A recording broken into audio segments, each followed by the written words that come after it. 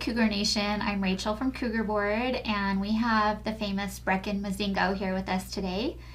And we're so thankful to have her. My son is like her biggest fan, so thank you for being here, Brecken. Of course, I would love to be on here.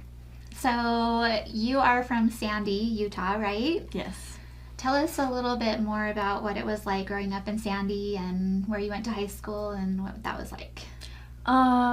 Sandy, love it. It was we had a very popular like club team that a bunch of Sandy kids like grew up on, and that was kind of more like the club team Sparta United, and that club team like it really like hits home just because that's what I grew up on. I was like 6 years old playing soccer, trying to play competitive, grew up on the academy for Sparta. Like obviously they have an academy for like a bunch of other teams too, just for like young kids.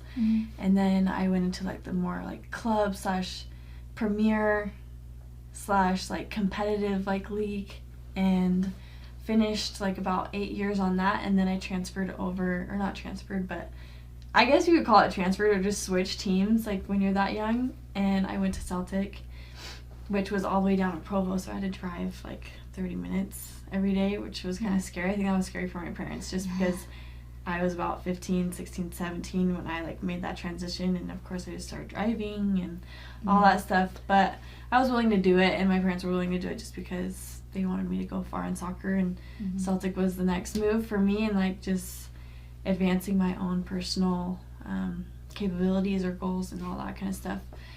But Sandy was awesome. I went to Alta High School, played my freshman and sophomore year, but then decided to like I guess stop just because I don't really know. My dad and I like always like talk about soccer, like all the time, and we're just like, okay, what's the best next plan that we could do for I guess just getting me better and improving. And so I decided to not play my junior senior year and just play with boys instead, just so I could prep for the next level, college and all that stuff, because I obviously have bigger, or not obviously, but I just personally have dreams that are very far, like I guess, like I want to go as far as I can, and in order to do that, like I think sacrifices had to be made. And honestly, looking back on it, I wish I played like my junior and senior year just because of more the social aspect and creating like that memory with all the girls and all my friends in high school and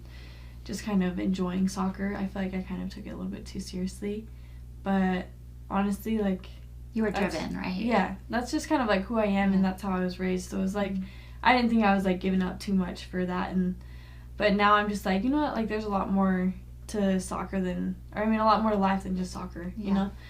But Sandy was awesome. I made that my training grounds. Like I didn't have really any access to like the top equipment or the top like fields or goals or anything like that, so I really just made do with what I had, like whether it was just like a wall at a park, or like we had this hill that I would like, my dad bought me like a sled to just go run up, like you know, like just different things like that, and I'd like run around like our whole like section. It's not a block, but like it was like a 3-mile loop like around like a bunch of neighborhoods, and then I'd finish back at home, you know. Like I just made the most out of Sandy that I could, and it was awesome, and I really enjoyed like growing up there, and it still is my home. Like I go home to my family, and they're still there, same house that I was born and raised in, so it's really soccer awesome. Was life for you growing up? Oh, for sure.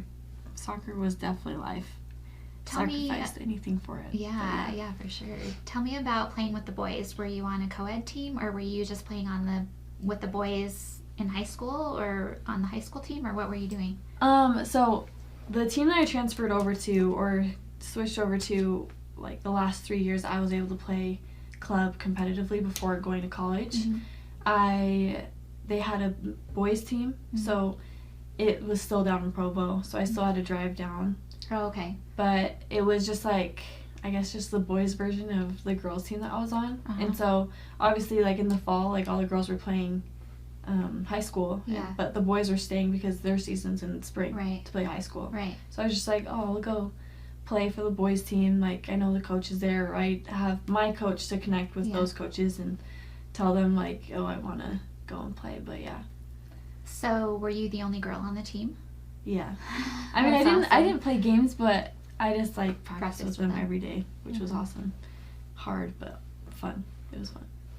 Well, thank you for being on part 1 of our video, and we'll get going on part 2 soon. Okay, perfect. Thanks for watching part 1, and we'll see you in part 2.